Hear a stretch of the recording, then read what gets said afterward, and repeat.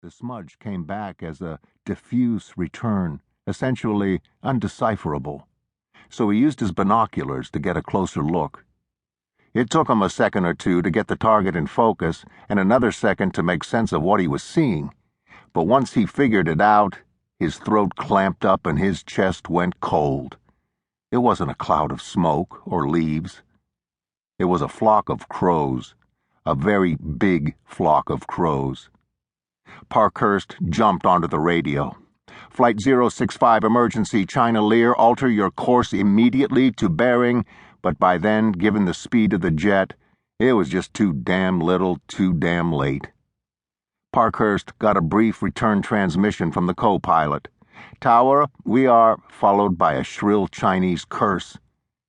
The scarlet and gold jet, glittering in the morning sunlight, punched straight into that flock of crows and burst out the other side, its fuselage streaked with blood and matted black feathers, the starboard engine trailing a thin plume of blue smoke. The jet was already losing altitude. The pilot was on the radio again. Tower, this is Flight 065. We have multiple bird strikes. Repeat, multiple bird strikes. Visibility 0. Then there was only crackle and static.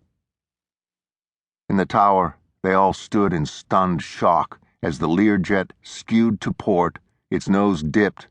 The leftward bank quickly turned into a roll, and then a rapidly narrowing spiral. The nose dipped farther.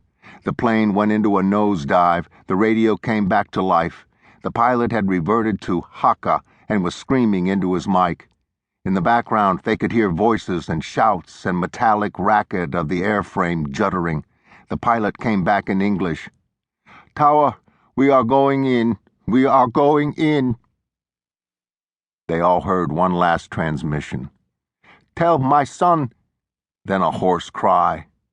The Lear slammed into the ground 2 miles away, right in the middle of the 14th green of the Honora Mercer Golf and Country Club. It exploded into a yellow and red and black fireball that flared outwards and rose up into the sky. A few moments later, the guys in the tower felt the shock wave hit the windows, a dull, percussive thud, followed by a rolling boom. There goes my career, Parkhurst was thinking, and then, as an afterthought, poor souls.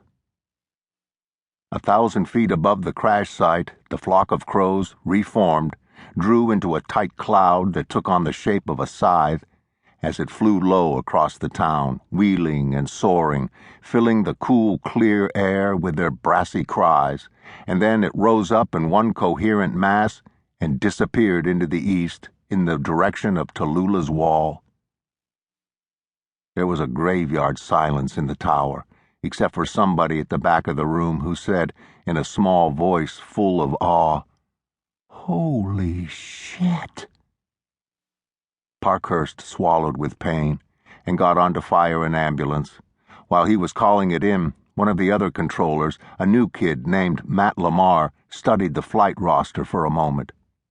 He looked up at the other guys, all of whom were still staring out at the mushroom-shaped cloud rising up from the golf course, except now they were barking and yapping and snapping at each other like a pack of deranged labradoodles.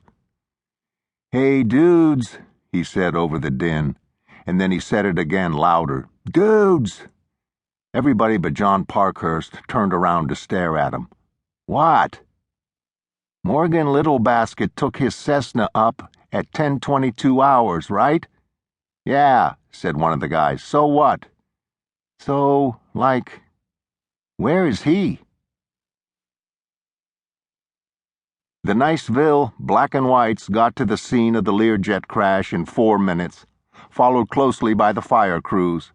The fireball was raging, and pools of jet fuel were burning off all around the splash zone. It was just too hot to work the blaze.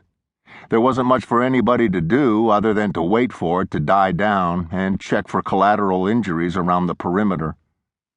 All they found was one lone Vic, wandering around in a daze, a crumpled little man with a heavily damaged nose and a badly singed face who identified himself as Thad Llewellyn.